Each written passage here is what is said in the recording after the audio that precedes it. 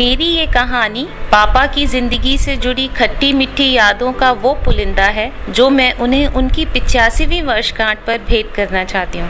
हो सकता है आपको ये कहानी काफ़ी लंबी लगे, लेकिन आप ही सोचिए कि ये पापा की ज़िंदगी के 85 सालों की लंबी कहानी है। 10-15 मिनट में समेटना कितना कठिन रहा होगा। अगर ये कहानी लंबी लगे, बोरिंग लगे, तो भी प्लीज़ मेरी भावनाओं की कुछ कद्र करते हुए मेरे साथ मेरी यादों में खोने की कोशिश करिएगा। यूँ तो कहानी कहीं से भी शुरू की जा सकती है, लेकिन मेरी कहानी शुरू होती है हमारे प्यारे बड़े बब्बा यानी ग्रेट ग्रैंडफादर श्री लखपत राय जी के घर से, जो कि अंग्रेज़ों के समय में जमींदार थे। इनके 3 बेटे थे, श्री हरि कृष्ण सक्सेना, श्री कृष्ण सक्सेना और सबसे छोटे दया कृष्ण सक्सेना। तीनों ही बेटे बड़े राजसी ठाट बाट में पले बड़े। शादियां हुई, घर में सभी सुख सुविधाएं थीं, लेकिन तीनों घरों में कमी थी तो एक कुल दीपक की। आखिर भगवान ने सबकी प्रार्थना को स्वीकार किया और 25 जुलाई सन 1925 में बड़े बेटे श्री हरि कृष्ण सक्सेना के घर में एक कुल दीपक ने जन्म लिया। चारों तरफ खुशियों का माहौल छा गया, खूब जश्न मनाए गए। सबको इस बात की खुशी थी कि खानदान का नाम रोशन करने वाला चिराग आ गया। इसीलिए इनका नाम रखा गया प्रकाश। दादी इनको प्यार से कहती हैं बटन, यानी आंखों का तारा। अब इस घर में सब तरफ खुशियां ही खुशियां छा गईं। सब अपनी जान इन पर छिड़कते थे। इनके चाचा जी श्री कृष्ण सक्सेना तो इन्हें अपना ही बेटा मानते थे। बहनों को तो एक प्यारा सा खिलौना मिल गया था। भाई बहनों का ये प्यार दिन पर दिन बढ़ता गया। ये आपस का स्नेह इतना गहरा था कि हम बच्चे भी कभी न समझ पाए कि ये एक माता पिता की संतान नहीं है। सभी बुआओं ने हमें सगी बुआओं से भी ज़्यादा प्यार दिया। पापा बचपन से ही बड़े होशियार, intelligent, systematic, punctual, honest, loving और पहनने ओढ़ने के बहुत ही शौकीन रहे। हमने उन्हें हमेशा वेल ड्रेस्ड ही देखा, लेकिन सभी के लाड़ प्यार और बब्बा की अफसरी ने इन्हें बिगाड़ दिया। बब्बा उस समय सेंट्रल एक्साइज के सॉल्ट डिपार्टमेंट में इंस्पेक्टर की पोस्टिंग पर सांभर लेक राजस्थान में पोस्टेड थे, यानी प्रेमचंद की कहानियों के नमक के दरोगा। पापा पढ़ाई में बहुत होशियार थे। 8th स्टैंडर्ड में रामजस कॉलेज दिल्ली में इन्होंने टॉप किया। अभी कुछ सालों पहले तक इनका रामजस कॉलेज के बोर्ड पर लिखा देखा गया, लेकिन आगे चलकर धीरे धीरे इनकी पढ़ाई की तरफ से ध्यान हटता गया, जिसका नतीजा ये हुआ कि हुजूर बीएससी में 2nd डिवीज़न और एमएससी में फेल हो गए। तब बब्बा के कहने पर पापा ने लॉ किया और जूनियर एडवोकेट की हैसियत से आगरा में प्रैक्टिस करने लगे। लेकिन कोर्ट में जाकर जज को माय लॉर्ड कहने में हमेशा उनके दिल पर जोर पड़ता था। प्रैक्टिस में बिल्कुल मन नहीं लगता। तब उन्हीं दिनों इन्हें पता चला कि इनका एक फ्रेंड, जिसे ये अपने से कम होशियार समझते थे, वो जुडिशियल सर्विसेज में सेलेक्ट हो गया। तब इनकी अंतरात्मा ने इन्हें एक बार फिर जगाया और पापा ने जी जान से पढ़ाई की और फर्स्ट अटेम्प्ट में ही जुडिशियल सर्विसेज एग्ज़ाम क्लियर कर लिया। अक्सर ये किस्सा हम लोगों को पापा सुनाया करते थे कि मुझे खुद जज बनना था, शायद इसीलिए मैं दूसरे जज को कभी माय लॉर्ड नहीं कह पाया, क्योंकि मुझे खुद ही अपने को माय लॉर्ड कहलवाना था। जुडिशियल सर्विसेज में आने के बाद इनके जीवन में बहुत बड़ा चेंज आया। वकालत के दौरान पापा को पान खाने और थोड़ा बहुत ड्रिंक करने का शौक हो गया। वकालत में ये शौक पूरा करना शायद आसान होता, लेकिन सर्विस की फिक्स इनकम में इन शौक को पूरा करना बड़ा मुश्किल था। जिस दिन पापा ने सर्विस ज्वाइन करी, उसी दिन ये कसम उठा ली कि पूरी सर्विस में कभी भी इन चीज़ों को हाथ भी नहीं लगाएंगे, और उन्होंने अपनी इस कसम को पूरा भी किया। 1953 से 1983 तक 30 साल तक इन्होंने इन चीज़ों को कभी हाथ नहीं लगाया।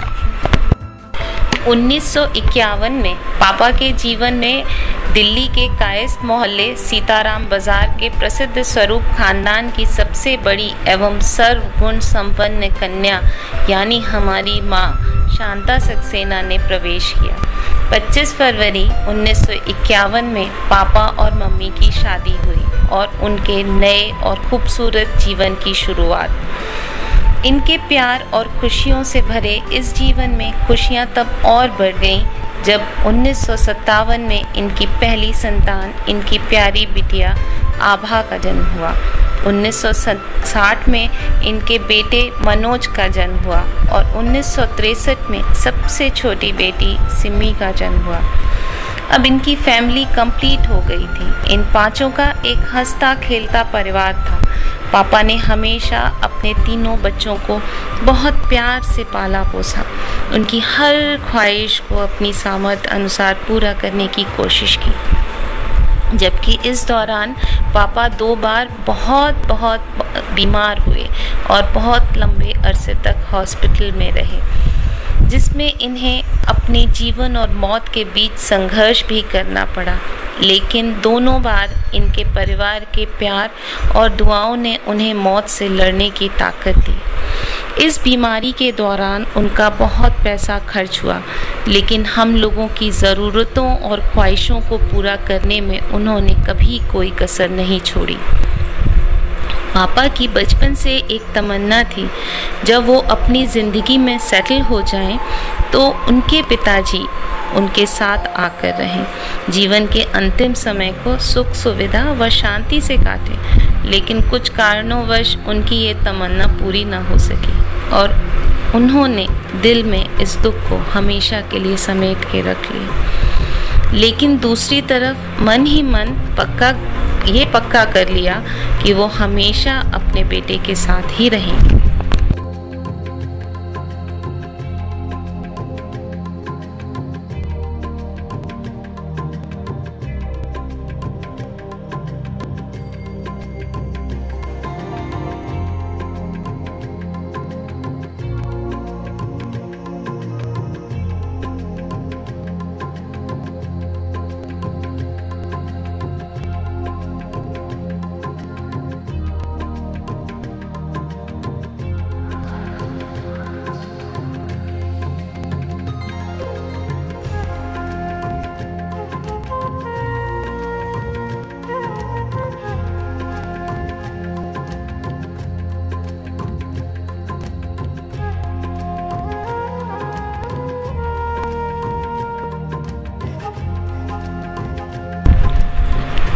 उन्नीस 1977 में पापा जब मेरठ में पोस्टेड थे, तब उन्होंने अपनी पहली बड़ी जिम्मेदारी यानी बड़ी बेटी आभा का कन्यादान किया। ये दिन किसी भी पिता के लिए बहुत बड़ा और अरमानों भरा होता है। पापा भी बड़ी लगन, उत्साह और अरमान से अपनी बेटी की शादी की तैयारियां कर रहे थे, लेकिन इनकी ईमानदारी ने इन्हें एक बहुत बड़ी मुसीबत में घेर लिया। हुआ यूं कि जिज्जी की शादी से पहले एक केस पापा के सामने चल रहा था, जिसमें मुजरिम को उम्र कैद या सजाए मौत की सज़ा मिलने की काफ़ी उम्मीद थी। वह मुजरिम पूरी कोशिश में था कि जज साहब को रिश्वत खिलाकर अपने को छुड़ा ले, लेकिन उन तक खुद पहुंचने की हिम्मत उसमें न थी, क्योंकि उसको इनकी ईमानदारी और सच्चाई के बारे में अच्छे से पता था। लेकिन उसके इस काम में उसके वकील ने साथ देने का वादा दिया और उसने कहा, पैसे मुझे दे दो, मैं जज साहब तक पहुंचा दूंगा। वकील ने कहा, मैं पैसे मिसेस सक्सेना को दूंगा, तुम दूर से खड़े देखते रहना। उस चालाक वकील ने पैसे किसी और लेडी को दे दिए और कहा, पैसे जज साहब तक पहुंच जाएंगे। अब मुजरिम को पूरी उम्मीद थी कि पैसे तो जज साहब तक पहुंच चुके हैं, इसलिए अब मैं तो बरी हो ही जाऊंगा। इन बातों से बेखबर पापा ने जिज्जी की शादी से 2 दिन पहले अपना फाइनल जजमेंट दिया और उस मुजरिम को उम्र कैद की सज़ा सुनाई। ये सुनते ही मुजरिम अपना आपा खो बैठा और ज़ोर ज़ोर से चिल्लाने लगा, जज साहब ने पैसे भी खाए और मुझे उम्र कैद की सज़ा भी सुना दी। उसने भरी अदालत में पापा को धमकी दी और कहा, मुझे मालूम है जज साहब, 2 दिन बाद आपके घर में बेटी की शादी है देखता हूँ मैं भी कैसे ये डोली उठेगी, पूरे घर में मातम मनेगा उस दिन। पापा परेशान हो गए, आखिर माजरा क्या है। तब किसी ने पापा को सारा किस्सा बताया। अब पापा और भी चिंतित हो गए, क्या होगा, शादी शांति से निबट भी पाएगी। खैर उन्होंने ये बात सिर्फ मम्मी को बताई और किसी और को कुछ न कहा। तुरंत वो पुलिस कमिश्नर के पास गए, सारी बात बताकर पुलिस बंदोबस्त का इंतज़ाम किया। शादी वाले दिन सब तरफ बुरी तरह से पुलिस बंदोबस्त, चारों तरफ से घर को पुलिस ने घेर रखा था। बारात भी पुलिस के घेरे में चल रही थी। सब लोग ये देख आपस में कानाफूसी कर रहे थे, जज साहब अपनी अफसरी का रौब गालिब कर रहे हैं। खैर भगवान की कृपा से शादी शांति से निबट गई और जब ये खबर मिल गई कि जिज्जी व बारात सकुशल दिल्ली पहुंच गए, तब पापा ने सब रिश्तेदारों को इकट्ठा कर सारा हाल सुनाया। सुनाते सुनाते वो टूट गए, खूब रोए और अपने मन को हल्का किया।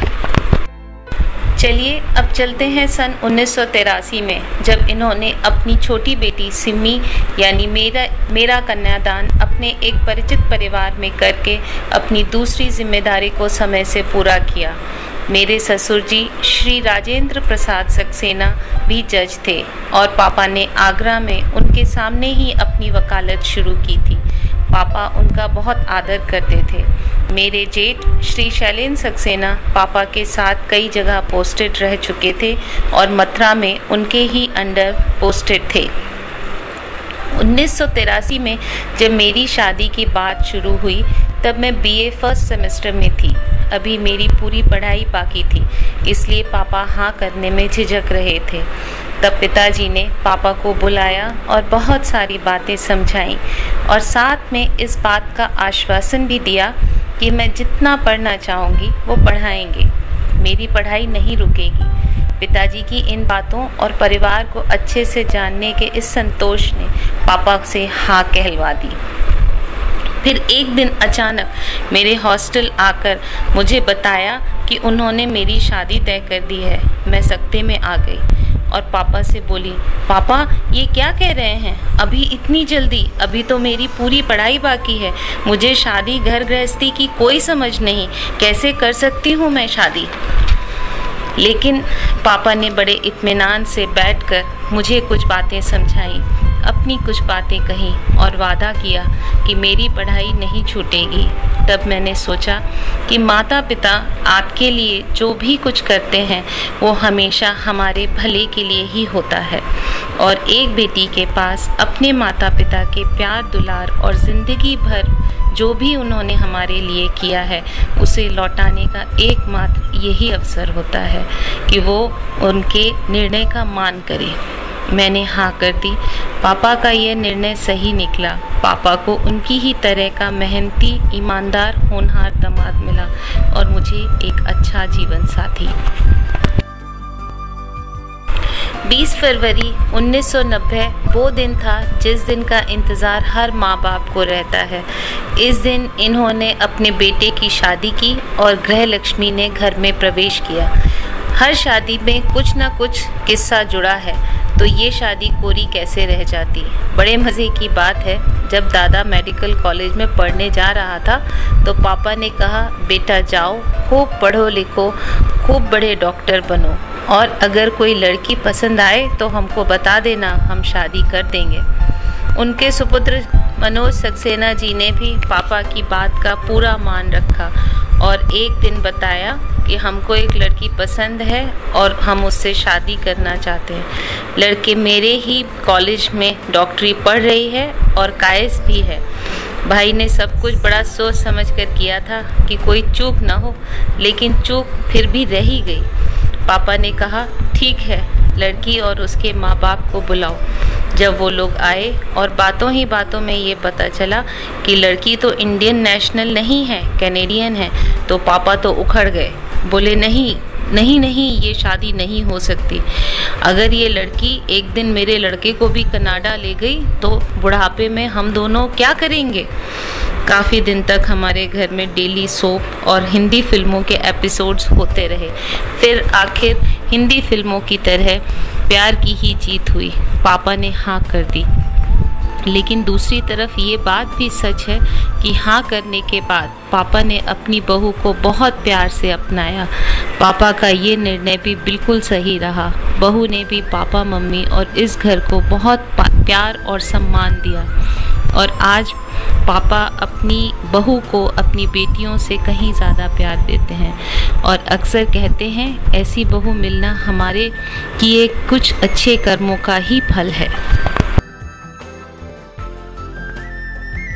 सन 1980 में पापा डिस्ट्रिक्ट जज बनकर पीलीभीत गए और करीब 3 साल बाद 1 दिसंबर 1983 में मथुरा से अपनी नौकरी के सफ़र के 30 साल पूरे करके पापा रिटायर हो गए।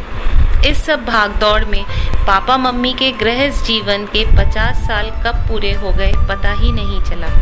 25 फरवरी सन 2001 में पापा मम्मी की 50वीं शादी की सालगिरह आने वाली थी।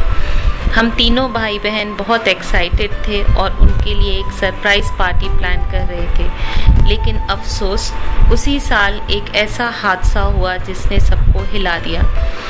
आप लोगों को शायद याद होगा 26 जनवरी सन 2001 को गुजरात में ज़बरदस्त भूकंप आया जिसमें उनकी सबसे छोटी बेटी यानी मैं और मेरा परिवार भूकंप की चपेट में आ गए। 3 दिनों तक किसी को हमारी कोई खबर नहीं कि हम कहाँ हैं, कैसे हैं, जिंदा हैं भी कि नहीं। 3 दिन गुजरते गुजरते ये खबर आने लगी कि शायद हमारा परिवार भी भूकंप की भेंट चढ़ चुका है। इस सब से पूरा घर बहुत विचलित था। खैर हम लोग बड़ों के आशीर्वाद से बिल्कुल ठीक ठाक रहे और वापस आ गए, लेकिन इस हादसे का असर सबके दिलों पर इतना हुआ कि हम लोगों के बहुत कहने पर भी उन्होंने कोई फंक्शन करने से मना कर दिया। तब हमने प्लान बनाया सभी लोग इकट्ठे होकर मम्मी पापा की सबसे प्रिय जगह मथुरा के कात्यायनी पीठ जाएं और दर्शन गए और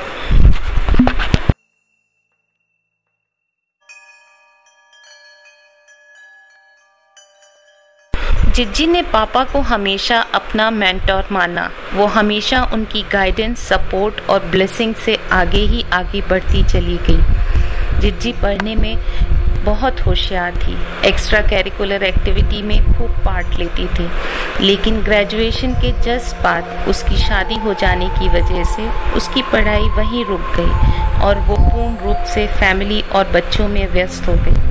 जब उसके बच्चे कुछ सेल्फ डिपेंडेंट हो गए तब उसने पढ़ने की उस तमन्ना को पूरा किया और एक कंप्यूटर कोर्स करके कॉर्पोरेट वर्ल्ड में एंटर किया।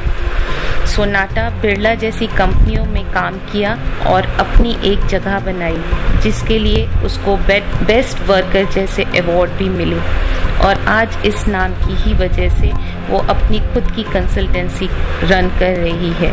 ये सब पापा की प्रेरणा और सपोर्ट का ही फल है।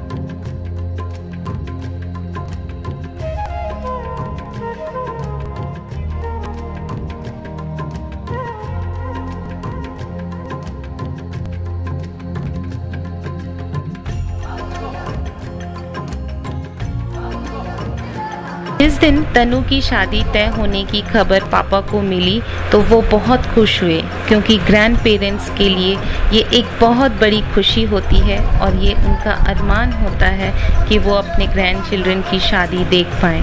बढ़ती उम्र और बीमारियों की वजह से अब पापा की लंबी यात्रा करने की हिम्मत न होती थी, लेकिन इस खुशी ने उनमें फिर से एक नई स्फूर्ति भर दी और वो शादी के कई दिन पहले ही बेंगलोर पहुंच गए, जिससे वो जिज्जी के साथ शादी की तैयारियों में उसकी मदद कर सकें, उसे सलाहें दे सकें। इनके पहुंचने से जिज्जी को बहुत मॉरल सपोर्ट रहा और वो तनु को बहुत अच्छे से ससुराल विदा कर पाई।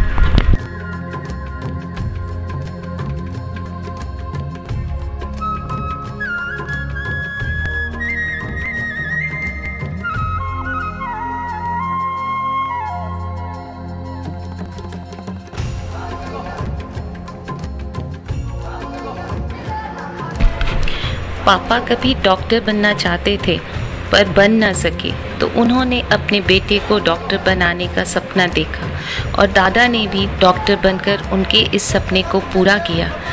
दादा ने पापा की सिर्फ एक ही नहीं, वो सभी तमन्नाएं, वो सभी सपने पूरे किए जो कभी पापा ने देखे थे और उन्हें खुद पूरा करना चाहते थे, लेकिन परिस्थितियों वश कर न सके। पापा को गाड़ी खरीदने का बड़ा मन था, कार लोन भी उन्होंने लिया, लेकिन वैसे ही वापस कर दिया, क्योंकि मैं और दादा उस समय कॉलेज में पढ़ रहे थे। हमको पढ़ाना उनकी पहली प्रायोरिटी थी। दादा ने पापा के लिए कार, घर और उनका दादा भाभी के साथ रहने का सपना, वो सभी तमन्नाएं एक एक करके पूरी करी जो उन्होंने कभी चाही थी। दादा ने काबिल बेटे होने का पूरे सबूत दिए, लेकिन जब दादा ने अपना खुद का हॉस्पिटल खोला, प्रकाश नेत्रालय, तब पापा की खुशी का ठिकाना न रहा। यह उनके दिल में छुपी वो तमन्ना थी जो वो खुद अपनी आंखों से पूरी होते देखना चाहते थे।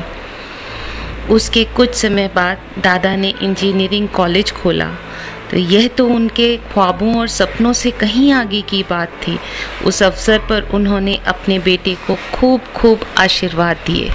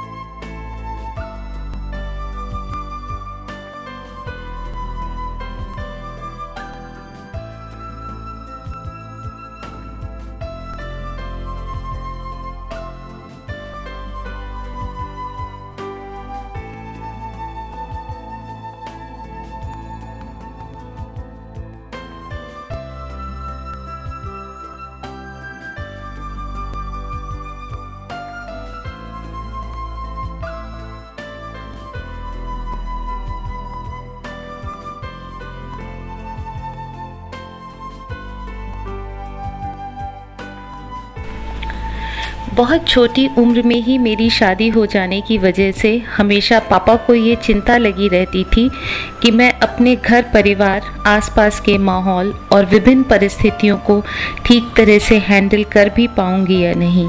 इसलिए उन्हें मैंने अपने अच्छे बुरे हर वक्त में अपने साथ पाया। उनकी गाइडेंस से मैंने ज़िंदगी की बहुत सारी बातें सीखी।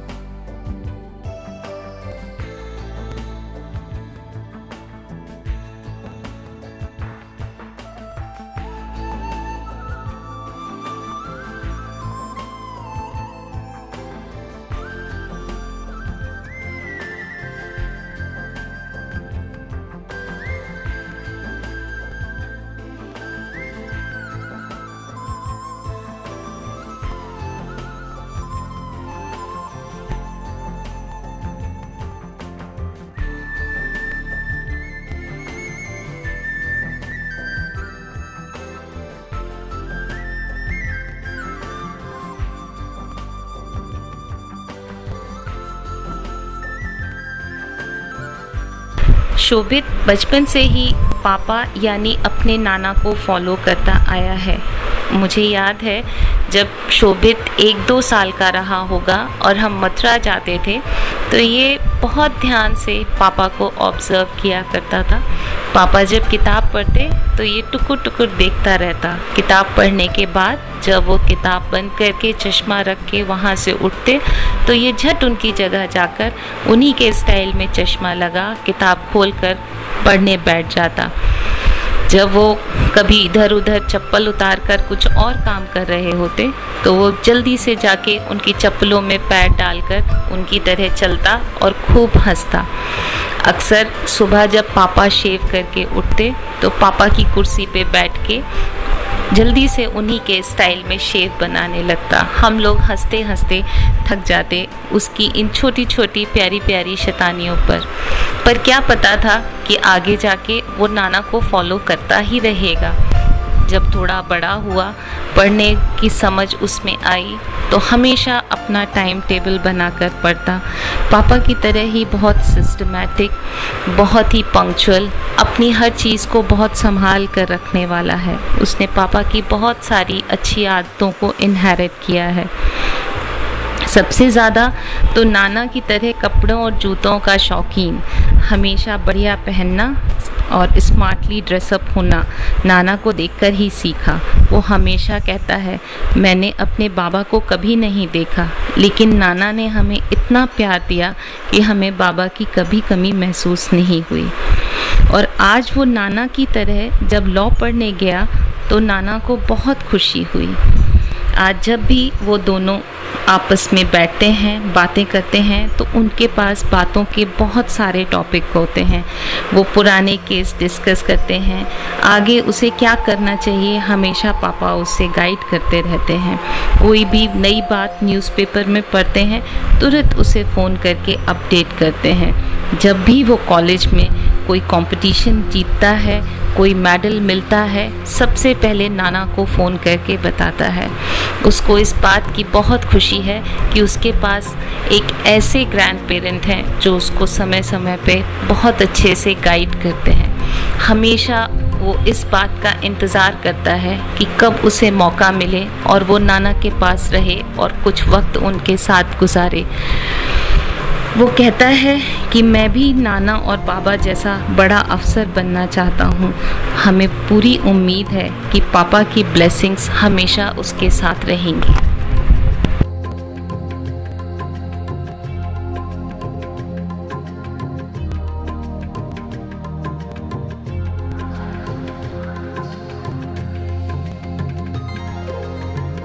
मेरी ज़िंदगी में 2 ऐसे वक्त आए जहां पापा मम्मी की सपोर्ट और प्रोत्साहन के बिना मेरा आगे बढ़ना बहुत मुश्किल था।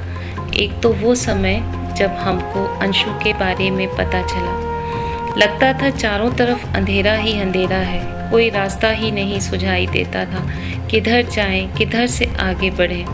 तब पापा ने ही मम्मी को एग्जाम्पल बनाकर मुझे समझाया।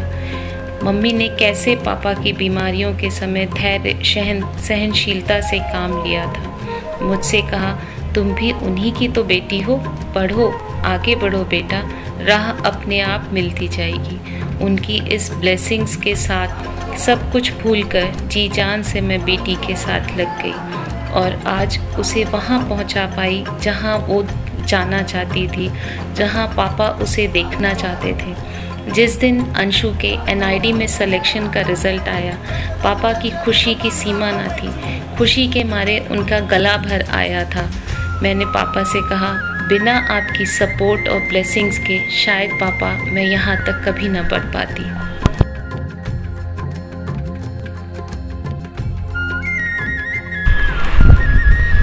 और दूसरा वो वक्त जब हम भूकंप से बचकर आए थे। उस हादसे का असर दिल और दिमाग पर इस कदर हुआ कि समझ नहीं आता था क्या करूं जो नॉर्मल हो जाऊं। आखिर मन ने कहा कि अगर किसी भूकंप पीड़ित के लिए भी कुछ कर पाऊंगी तो शायद मन शांत हो जाए। पापा के लगातार रोज फोन आते, तुम लोग कुछ दिनों के लिए हमारे पास क्यों नहीं आ जाते, कुछ तो मन शांत होगा। एक दिन मैंने उनसे कहा, पापा अगर आप सच में चाहते हैं मेरा मन शांत हो तो मुझे कुछ पैसे भेज दीजिए, मैं कुछ करना चाहती हूँ लेकिन मेरे पास इतने पैसे नहीं। उन्होंने बिना कुछ आगे पूछे तुरंत मुझे एक ड्राफ्ट भेजा। उस छोटे से एक अमाउंट को लेकर मैं 2 गांव देखने चली गई और पता नहीं किस शक्ति ने मुझे काम शुरू करने की शक्ति दी और धीरे धीरे पैसा इकट्ठा होता रहा और गांव का काम चलता रहा। रिकंस्ट्रक्शन वक्त कब पूरा हुआ, कैसे पूरा हुआ, हमें ये पता ही नहीं चला। ये सिर्फ पापा की ब्लेसिंग्स का ही तो फल था।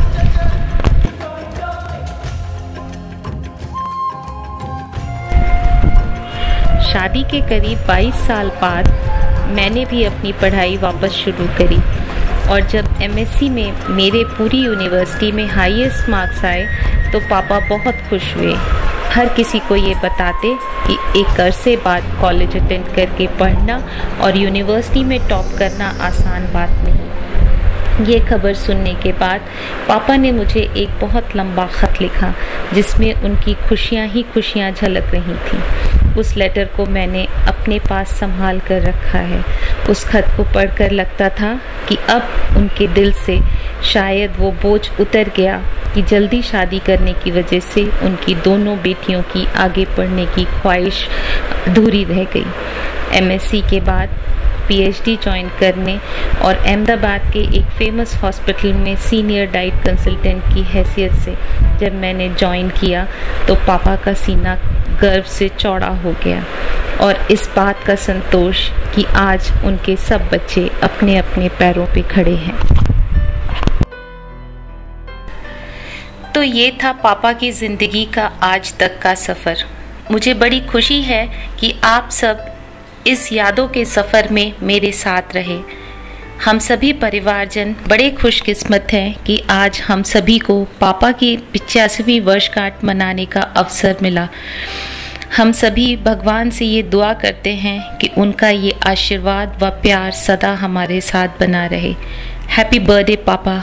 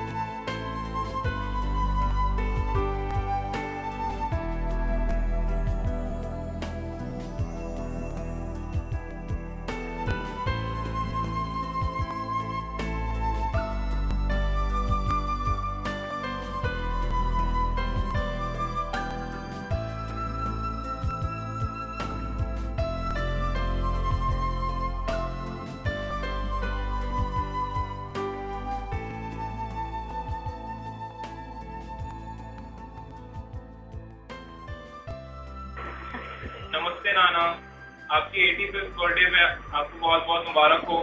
आपकी बर्थडे पे आना चाहता था लेकिन एग्जाम्स वगैरह के कारण बहुत मुश्किल हो गया, तो इसलिए मैंने सोचा कि आपको बर्थडे के लिए एक छोटी सी पोएम लिख के भेजता हूँ।